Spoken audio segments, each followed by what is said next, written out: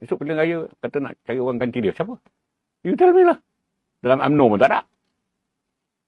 Adalah menteri-menteri kita tu pandai-pandai juga. Kata tak pandai, marah dia orang. Kan? Tapi siapa nak jadi? Yang boleh menandingi Anwar Ibrahim. Boleh menggantikan dia sebagai world leader. Datuk Seri kenal PM ni daripada zaman Pada polis. muda lah. Saya yang bawa dia bertanding ketua muda. So maksudnya memang karakter tu masih lagi kekal. Perjuangan dia masih kekal. Ya, saya tengok tak ada beza. Cuma dia kena dapat sokongan orang Cina. Orang Melayu tak nak sokong masa tu. Okey. Tapi sekarang kalau orang Melayu boleh sokong, UMNO boleh sokong, apa ada masalah? Kan? Dan orang Melayu UMNO sepatutnya sekarang tak ada masalah untuk menyokong Perdana Menteri yang telah menunjukkan dia boleh jadi orang kata orang yang harapan kita untuk membela nasib orang Melayu seterusnya. Islam. Kalau tidak dia siapa? Nak suruh siapa? Hadi Awang? Nak suruh Taikuddin? Siapa? Sebut nama kepada saya kalau ada. Anwar Musa. Anwar Musa. Nama siapa? Syahidan. Tak ada orang. Ya. UMNO.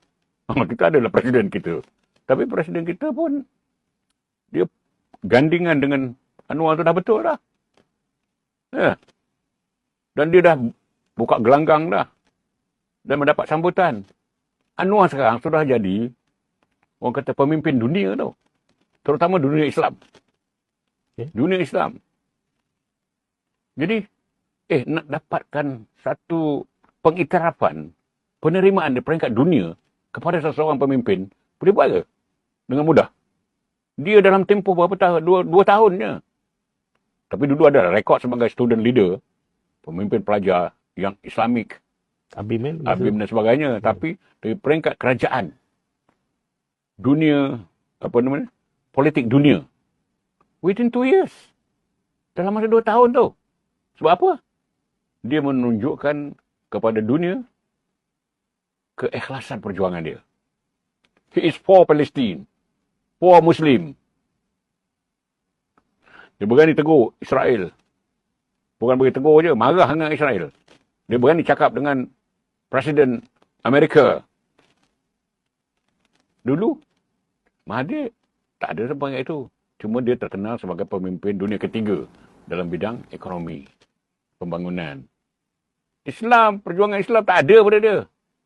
Tak ada. Adalah sikit-sikit. Tapi tak ada macam yang dibawa oleh Anwar ni. It's a world Islamic struggle. Siapa? Esok pilihan raya kata nak cari orang ganti dia. Siapa? You tell me lah. Dalam UMNO pun tak ada. Adalah menteri-menteri kita tu pandai-pandai juga. Kata tak pandai, marah dia orang. Kan?